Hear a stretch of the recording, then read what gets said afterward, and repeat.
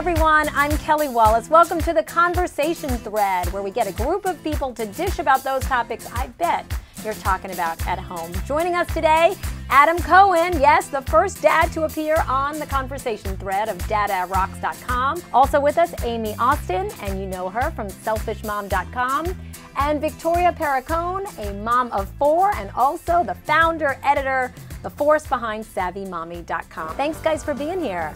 We so appreciate it. Okay, the first story, a lot of attention. A Canadian couple saying, we are going to raise a genderless child. We'll keep the child's gender a secret. Victoria, good idea or crazy? I think it's a wonderful idea for them to have had.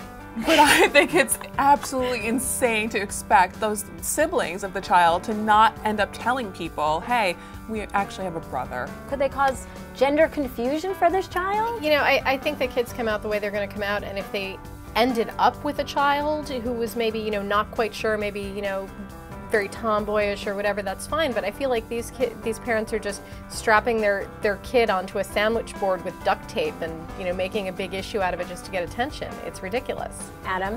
Well, you're going to identify gender as soon as you have to deal with the peeing issue. Pee up, pee down, it doesn't matter because you're dealing with that. But realistically, I think for the other siblings, you're putting a huge onus on them to be like, keep your mouth shut and keep the media buzz around it. And it will know if the seat's up, it's a boy, right? Okay. But you know, gender is a big topic of conversation. We heard the story of the boy who was wearing pink nail polish and people were just outraged, right? And then you have girls, even like Shiloh, right? Brad and Angelina's little girl, who's very tomboy-ish, and a lot of people in the blogosphere say, oh my God, why aren't they dressing her more like a girl? So, Adam, is there something here? Are we too uptight about gender roles? I think we just should all take a step back, all right? As long as the kids get educated, have some normalcy in their life, whatever normal is, because I think normal is based on the family, I think it's all good. I think we should just, you know, kind of let it mellow out a little bit. Because I think if we start trying to point fingers at everyone saying, your kid is wrong, your kid is right, your kid wear purple nail polish and he's a boy, you know what, who cares? But why then are so many people so uptight about it? Because people are uptight about everything.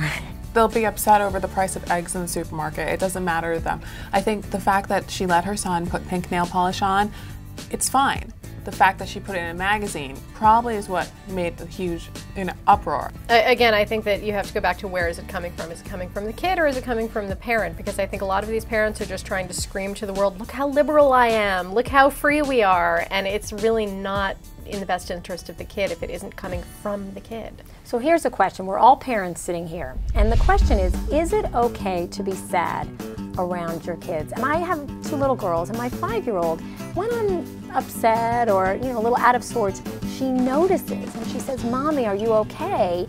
And I love that she notices, but then I almost want to, you know, shield her from it and say, Mommy's fine, like you don't have anything to worry about. Am I doing the right thing there, or? I think it's very similar to when kids see parents fight. I mean, I don't like to fight in front of my children, but it happens. So then it's important for them to see us make up. If they see you sad, they have to see you get happy again so that they know that that's okay and that that's healthy. Yeah, it's human to be sad. So I think if they see you being sad, when they're sad, it won't be this thing that they have to like hide from you. And if you ask them, what's wrong? How are you feeling? What's wrong with you today? Then they'll answer you because they won't think it's something that you have to hide. We also have to teach our kids how to deal with stress. And that's something that we're not very good at as parents. I think we all try to like bolster it up and be like, oh, Mommy and Daddy are fine. We're good. We're not fighting. We're not angry at each other. Well, I'm just taking a knife out and stabbing her, but don't worry about this. Don't worry about it. But, He'll be fine. Right. I think that we do have to show them how to recover and the tools and tricks to take a deep breath and walk away and count to 20 and say, ah. I need Adam in my household, sort of on a daily basis. Okay, final whip around segment. Quick answers from all of you to this question. Best parenting tip is, Amy. Banish guilt. Just banish it. Because, How? Well, but think about what it's doing or not doing for you. Does being guilty actually help the situation? If you've chosen to do one thing but you're feeling guilty about what you left behind, you're not helping what you left behind, and you're ruining the thing that you chose to do. It makes no sense whatsoever. Banish the G word. Adam? Take a deep breath, all right? Because you'll get so much advice from so many different places. Take a deep breath and just go with your gut. I like that already. Victoria? Use common sense. No matter if it's buying a stroller or getting your kids into a preschool, if you use common sense, everything will be so much better. You'll stress less and life will be easier. That's truly it. Why don't more New Yorkers take that advice? The school process would be so much easier if we all did, right? All right, Victoria, Adam, Amy, thank you guys so much for being here. We really appreciate it. And thanks to all of you for joining us. Again, we want to hear from you. We want to hear from you on Twitter, on Facebook, in the iVillage community. Tell us about the topics that you're thinking about and you want us to cover in future episodes. I'm Kelly Wallace. Thanks so much for watching. We'll see you next time.